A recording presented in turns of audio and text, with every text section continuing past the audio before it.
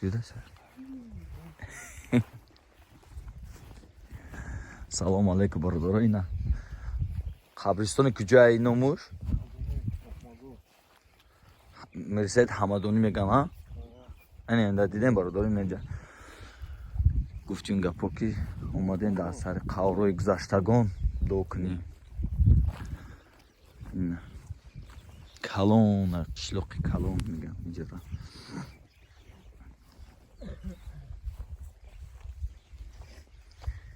اینجا ریشاد که گشتگی بیده سنگ موندگی بیده اینجا یکی دو در موردگی کلموشه چیش کف کده ایمونه